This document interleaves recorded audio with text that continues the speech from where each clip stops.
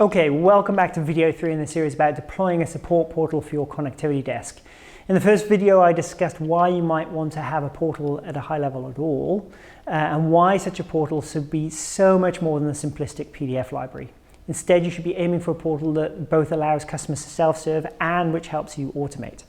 In the last video, I walked through 17 concrete examples of what might be in your portal to help you deliver that vision.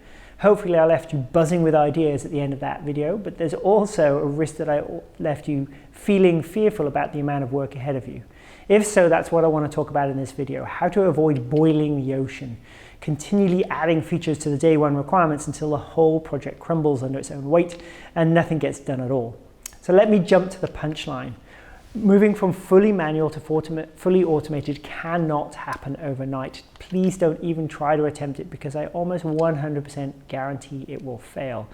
In a later video, I talk about building a business case for the portal, and a key principle of that business case centers around the idea of it being an iterative process. Iteration based on functionality, iteration based on service, or both. Precisely how long that transition will take and the level of automation you will ultimately achieve will depend on a whole variety of factors that are very, very hard to predict right now. The most important and often the hardest step of all is, of course, the very first one. A huge effort is required to overcome that initial inertia of getting your firm to try anything new, getting the internal buy-in, budget, legal, procurement, IT security, and so on. When a project has so many eyes on it, it's important to give it the best possible chance of succeeding. Make it small, make it simple, make it achievable. Look for the 2 or 3 low-hanging fruit which can demonstrate the principle and benefits to management, and then iterate from that point with the benefit of hindsight. Don't try to re-engineer all of your legacy processes all in one go. Don't try to move all of your products and services to it in one go. And most importantly, don't create an excessive burden for the very team that the portal is designed to help. So let's take an example of how this iteration might work. Consider a form that's currently emailed out to a customer as a Word document today. The customer fills it out and then returns it via email. Perhaps you might have such a form yourself today.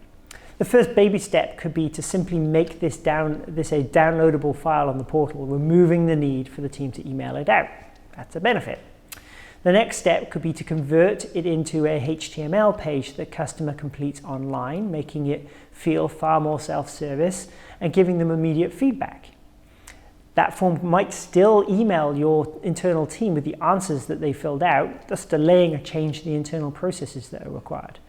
Finally, the form could then take the output and feed it directly into an internal system, removing your team from this task completely. This simple example shows that pretty much any requirement that demands a lot of change can be broken down into simpler, smaller steps that are far more achievable and can be delivered over a period of time.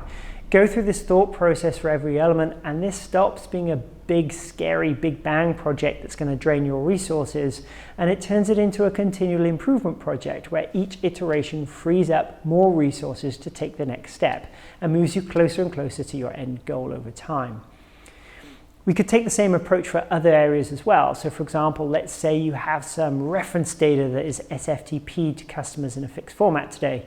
In the first phase, we could perhaps give the portal access to that same SFTP resource and perhaps display the data in a portal. That's an improvement. Over time, the portal could perhaps open up new ways of accessing the data, allowing it to be downloaded, or perhaps giving access via a REST or GraphQL API. This lets you avoid internal development projects to build those types of more modern access mechanisms. As customers gravitate towards the portal, you may even decide to shut off SFTP completely, or perhaps automate the access to the SFTP service, freeing your team from manually managing that access.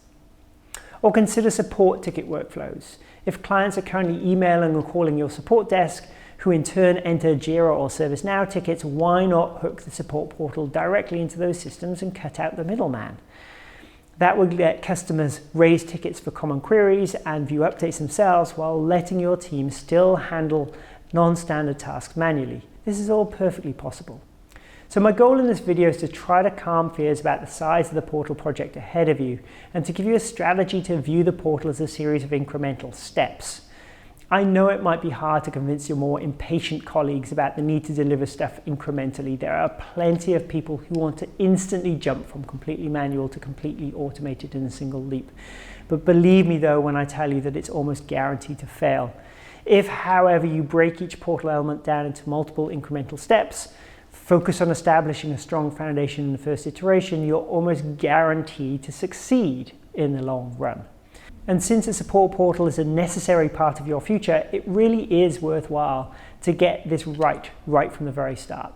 In the next video, I turn my laser focus onto the tricky issue of working with legacy processes and assets.